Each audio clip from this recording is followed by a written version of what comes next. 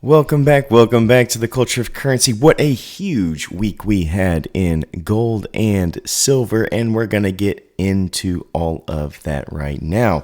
Just remember that we are sponsoring this video with APMEX, the American Precious Metals Exchange.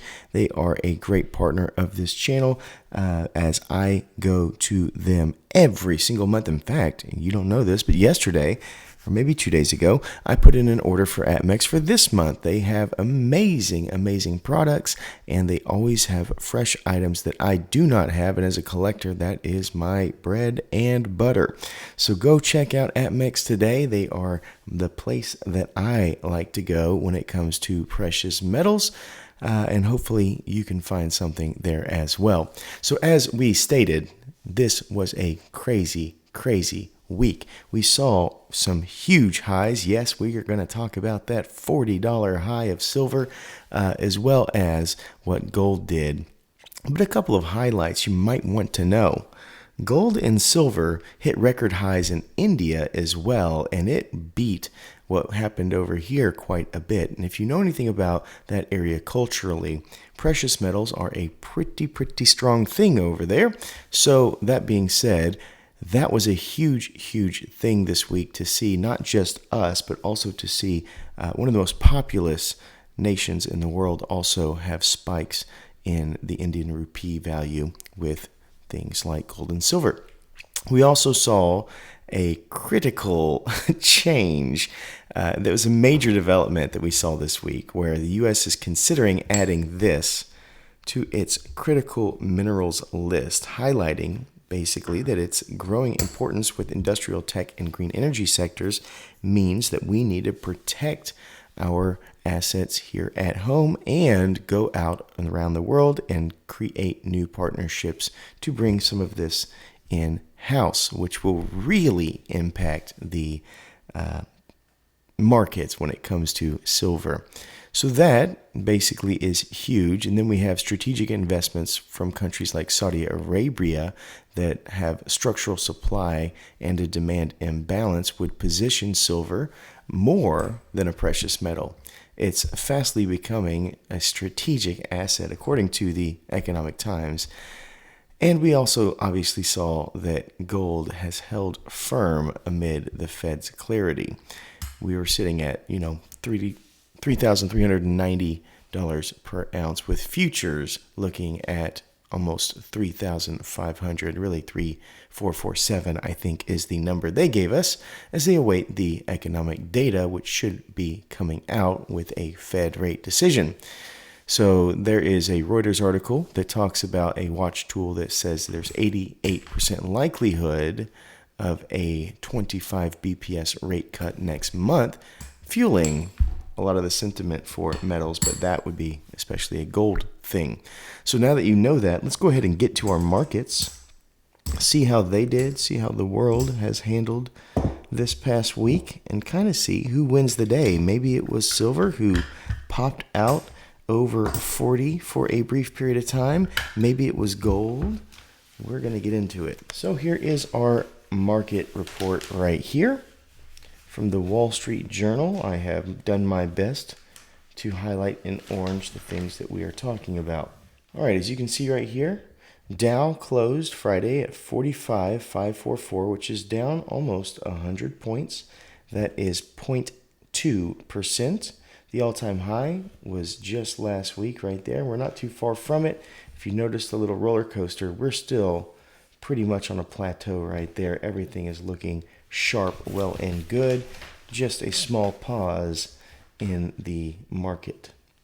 Here we're sitting at 64.60. We see 41 points down there, which is roughly 0.64% in this S&P 500, and we're not far from an all-time high here as well, as our roller coaster indicates. We're still sitting right there at the top ridge.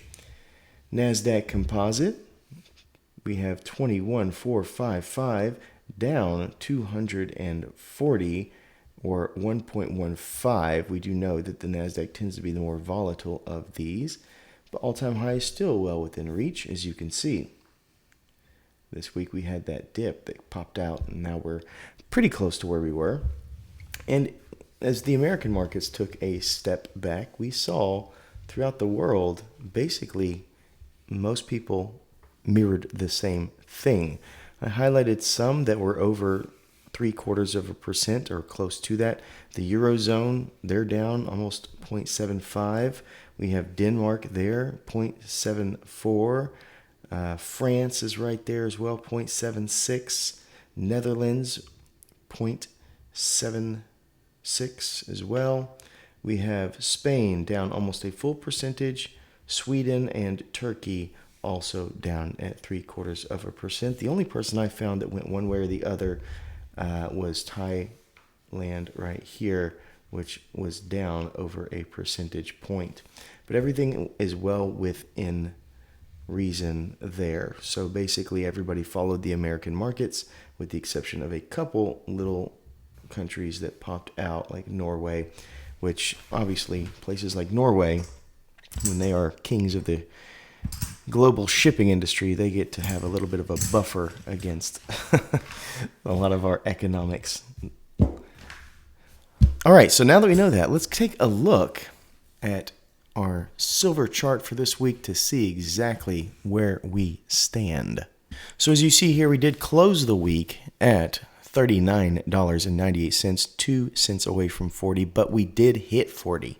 The alarm bells went off, at about 2 o'clock or whenever it was on Friday, that this is the new age, the new chapter, right? So we'll see what happens. It could very well pull back. It could stay where it's at. It's been a very interesting couple of months watching for this moment.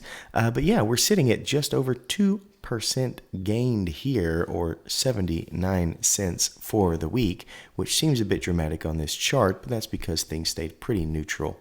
79 cents is all we saw, which is not really that big of a swing in the scheme of things, but hey, we hit a milestone. What about against the US dollar? Well, go ahead and check that out. It's about what you thought. The US dollar not doing so hot, and silver definitely skyrocketing there from the 27th, 28th, and 29th, respectively. The Dow Jones and the S&P had a mixed week, but it was not so great for them. Silver did great.